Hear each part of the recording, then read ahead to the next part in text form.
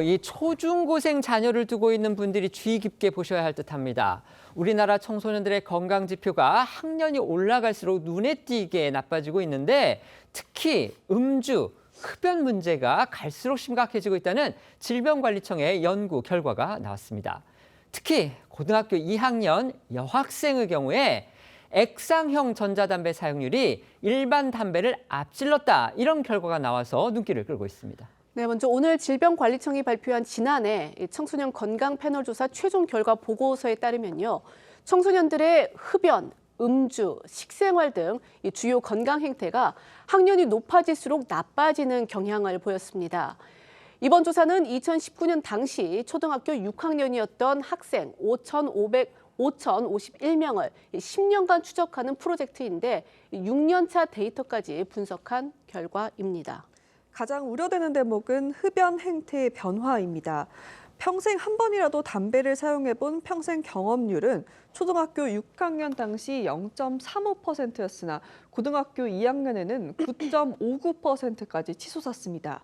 특히 고등학교 2학년 여학생의 현재 사용률에선 액상형 전자담배 1.54%로 일반 담배 1.33%를 처음으로 추월했는데요.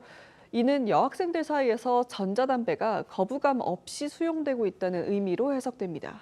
다시 한번 말씀드리겠습니다. 지금 이 학생들이 같은 학생들을 갖다가 계속 10년 동안 추적하는 그런 프로젝트입니다. 다른 사람이 아니고요. 2019년에 초등학교 6학년이었고 이제 지난해에는 또 그만큼의 학생들이 성장을 했다는 얘기죠. 그런데 이 담배 경험률을 보면은요. 평생 한 번이라도 담배를 사용했다. 결국 담배를 피워봤다는 얘기겠죠. 초등학교 6학년에는 0.35%였습니다. 상당히 낮습니다. 물론 0.35%도 좀 놀라운 수치이기도 한데 그런데 이게 고등학교 2학년이 되면요. 9.59%까지 갑니다. 그러니까 한 번이라도 담배를 피워본 학생이 10명 중에 거의 1명 수준으로 늘어난다는 거기 때문에 이건 상당히 좀 문제가 있지 않나 그런 생각이 드는 겁니다. 청소년들의 음주 경험 역시도요. 학년이 지날수록 가파르게 상승 곡선을 그린다는 그런 결과가 나와서 역시 걱정이 됩니다. 그렇습니다. 이 연구 결과에 따르면 평생 한두 모금이라도 술을 마셔본 이 모금 기준 경험률은요.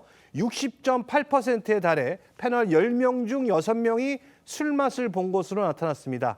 한 잔 이상으로 기준량을 늘린 이 잔 기준 경험률도 33.7%로 조사됐습니다. 주목할 점은 청소년들이 음주를 시작하는 시점입니다. 음주 신규 경험률은 중학교 1학년으로 진급할 때 15.6%로 가장 높았습니다. 초등학교에서 중학교로 넘어가는 이 환경 변화 시기에 유해 이 약물 유혹에 가장 취약하다는 사실이 수치로 입증이 된 겁니다.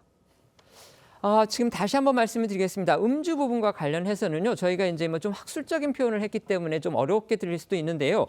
모금 기준 경험이라는 거, 그러니까 술을 한 모금이라도 마셔본 그런 경험자가 이 학생 10명 가운데 6명이라고 지금 돼 있고요. 한 잔 이상으로 지금 기준량을 늘리면, 그러니까 그게 이제 잔 기준 경험률, 그러니까 한 잔 이상의 술을 한 번이라도 마셔본 사람이 33.7%, 조사 대상자가 다 학생들이기 때문에 결국 30% 이상, 3분의 1 이상이 술을 마셔본 경험이 있다. 지금 이런 수치가 확인이 된 겁니다.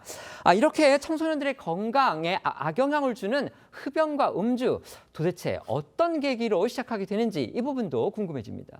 네, 연구 결과에 따르면요. 주변 환경의 영향이 절대적이었습니다.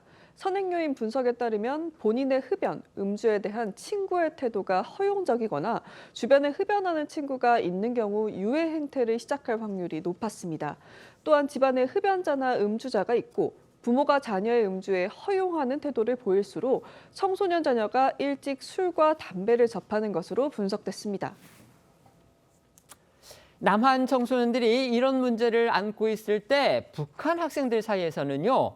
마약류 약물이 확산하고 있다. 이런 탈북민들의 증언이 또 나왔습니다. 그렇습니다. 이 통일연구원이 어제 발간한 북한 인권 백서에는 10대와 대학생들 사이에서 마약류가 오남용되고 있다는 탈북민 증언이 다수 나왔습니다. 한 탈북민은 10대들도 마약을 사용한다며 학교에 가면 한 코 했어? 라며 이 마약 흡입 여부로 아침 인사를 할 정도라고 전했습니다.